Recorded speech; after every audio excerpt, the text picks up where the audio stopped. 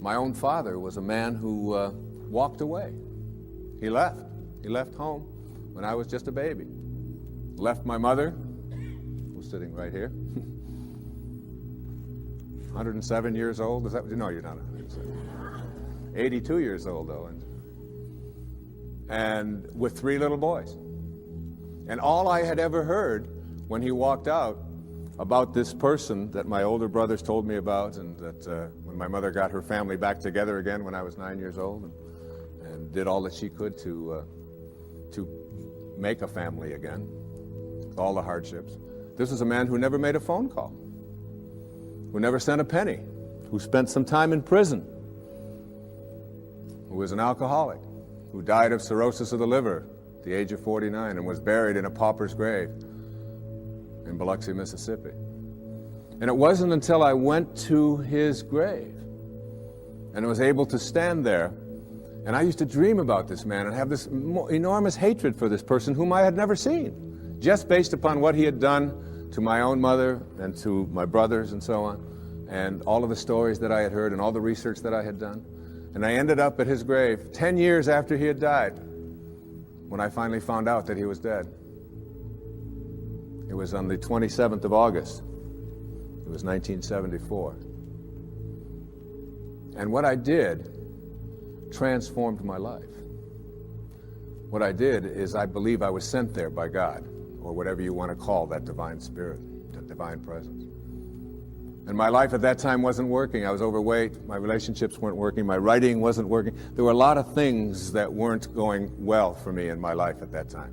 Not badly, but they weren't going at the level that I knew I was capable of getting to, because I was filled with this hatred, this anger, this bitterness.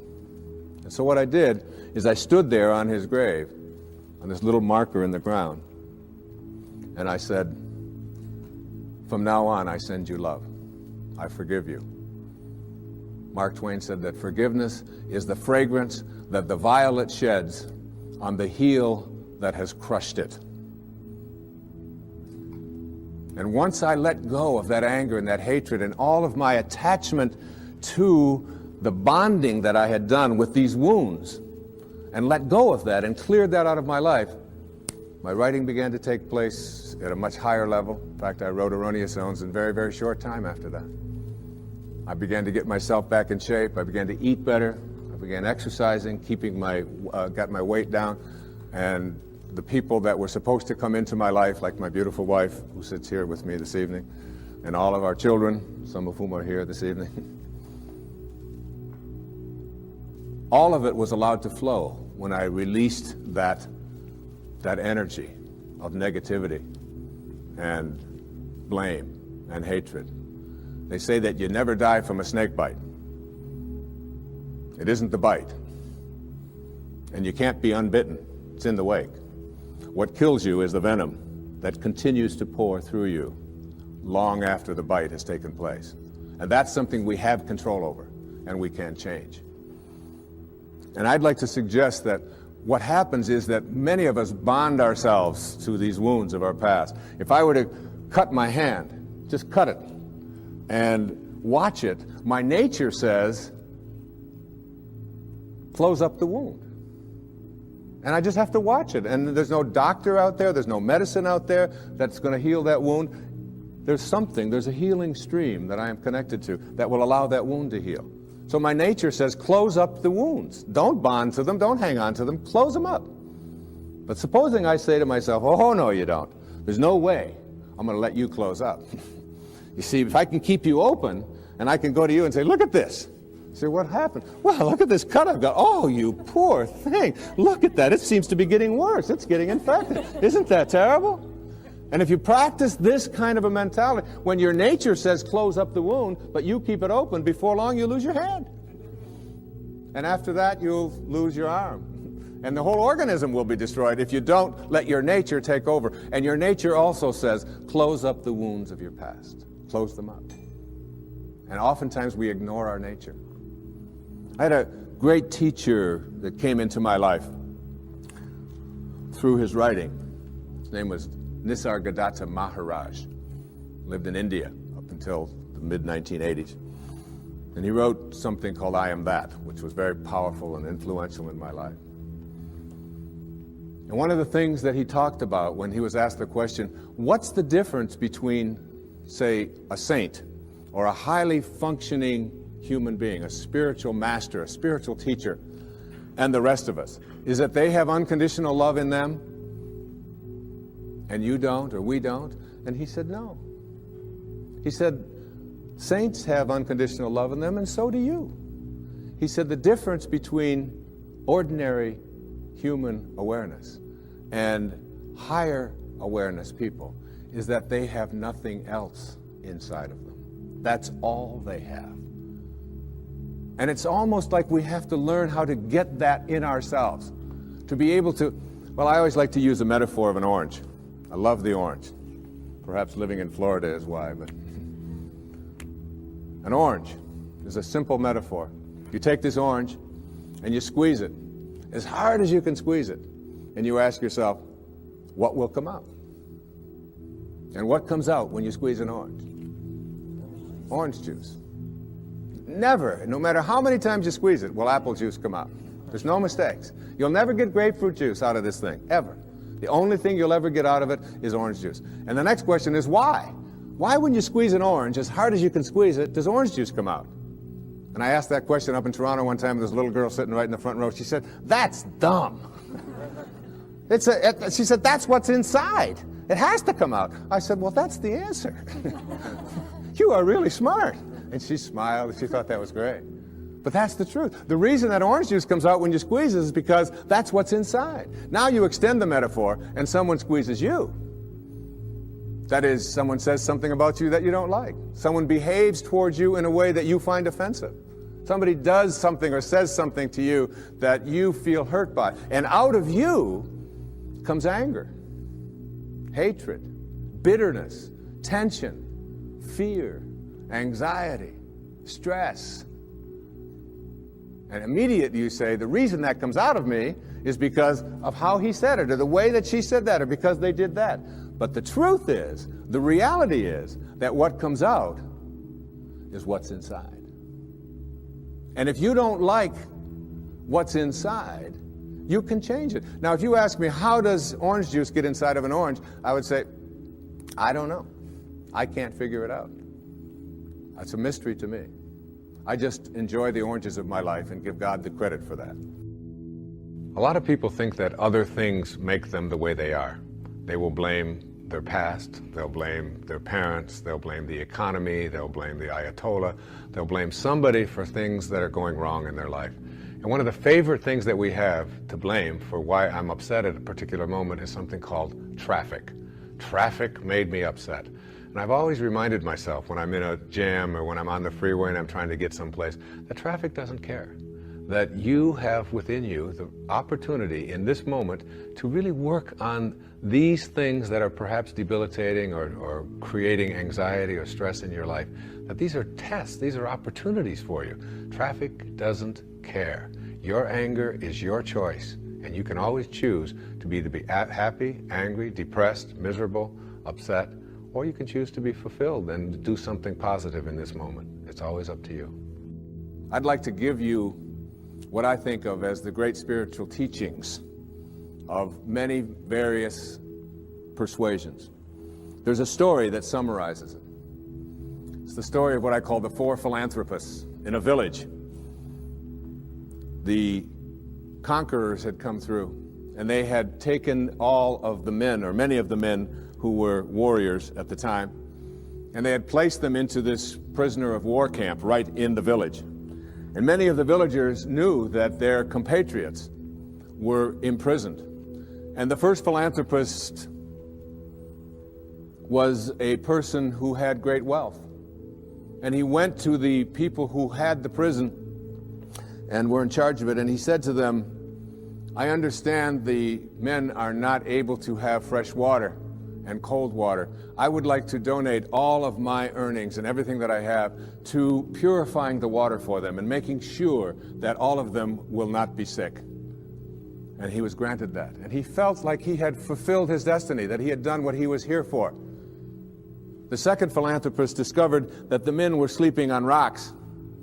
and that they were cold at night. They didn't have blankets. And he took all of his funds and he said to them, I would like to provide bedding and blankets for the people so that they will be comfortable when they sleep at night. And he was granted that right, and he donated his money for this purpose. And again, he felt that he was fulfilling his destiny. The third philanthropist discovered that the food that they were eating was inadequate, that they were just given beans and water and some bread. And so he said, I own a farm, and I'd like to grow all of my food, and I'd like to take this food to all of these prisoners. And he was granted that right. And all three of these great philanthropists in the village felt that they had really completed their mission for why they were here. But the fourth philanthropist was a saint. He was living not at ordinary human awareness, but at higher consciousness levels. And he went and he found out where the keys were. And he went to the prison at night, and he released all of the prisoners. And this little metaphorical story really tells us that when we are living at ordinary human awareness, there's nothing wrong with those who are out there who can help us to suffer in comfort, all right? And many of us have learned to do that and accept that and say, all right, as long as I'm comfortable, even if I'm suffering, it's okay. But there are those who have keys, and those keys can open the prisons. One of the great teachers in my life was Carlos Castaneda. And Castaneda talked about his teacher, who was what they call a nagual, a Native American term that refers to all that is knowable. And his teacher told him that your life is like being born into a room, a mansion, if you will, that has 1,000 rooms. But you're born into one room. And this one room is called daily human awareness. And the only way you can get in is through conception and birth. You're in. And the only way you can get out, we are taught, is to die. So we spend our lives in this mansion in one room, even though there's 999 other rooms. We don't know how to get out into those rooms unless we die. So we wait to die. And what his teacher told him is, I can teach you how to get out of the room of daily awareness and into the other 999 rooms. And if you stay with me and learn all that I have to give you, I can teach you how to get out of the house altogether without having to die. And what we have to do in order to get to that place where we can take the keys and unlock the self-imposed prisons, or the prisons that we have given ourselves on the basis of what we have come to believe is our limitations, what we can and can't do. We have to let go of that. And I call it rewriting our agreement with reality. We literally have to make a whole new contract with what it is that I perceive to be what is possible for me. And in order to do that, we have to shift out of the things that we have come to believe in, and everything that you came to this program watching tonight that you believe in was handed to you by someone else outside of you, was handed to you by the experiences or testimony of someone in the past, and because it comes from outside of you, there is still an element of doubt. And this element of doubt isn't bad, but it keeps you from reaching higher levels, because what you think about is what expands. And if you're thinking doubt, then doubt is what expands. William Blake said, if the sun and moon should ever doubt, they would immediately go out. So how do we get past what we believe in or what has been handed to us and still honor it and be grateful for all of the teachers and all of the people who have come before us? So what we have to learn to do is let go of that tribal consciousness and shift to what I call a knowing.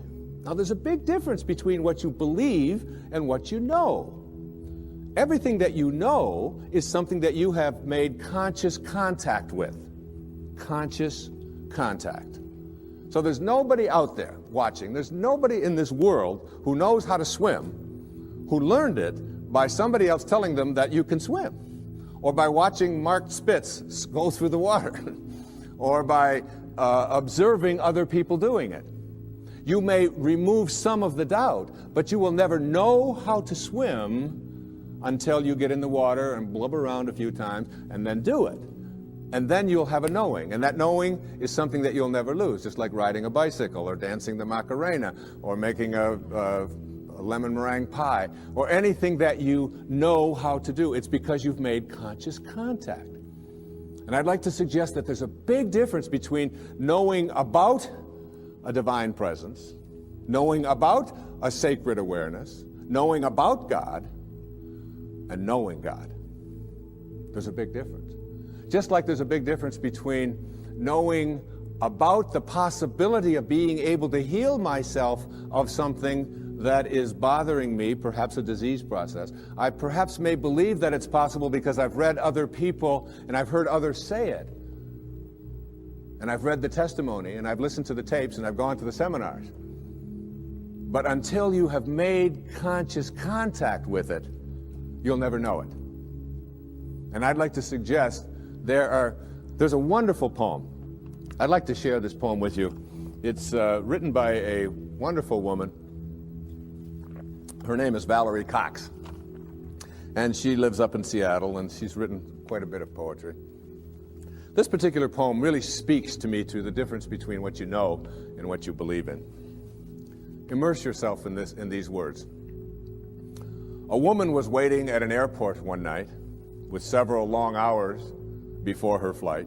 She hunted for a book in the airport shop, bought a bag of cookies, and found a place to drop. She was engrossed in her book, but happened to see that the man beside her, as bold as could be, grabbed a cookie or two from the bag between, which she tried to ignore to avoid a scene. She munched cookies and watched the clock as this gutsy cookie thief diminished her stock. She was getting more irritated as the minutes ticked by, thinking, if I wasn't so nice, I'd blacken his eye. With each cookie she took, he took one too. And when only one was left, she wondered what he'd do. With a smile on his face and a nervous laugh, he took the last cookie and broke it in half. He offered her half as he ate the other. She snatched it from him and thought, oh, brother, this guy has some nerve, and he's also rude. Why, he didn't even show any gratitude. She had never known when she had been so galled, and sighed with relief when her flight was called. She gathered her belongings and headed to the gate, refusing to look back at the thieving ingrate. She boarded the plane and sank in her seat, then sought her book, which was almost complete. As she reached in her baggage, she gasped with surprise. There was her bag of cookies in front of her eyes. I love that. I love that.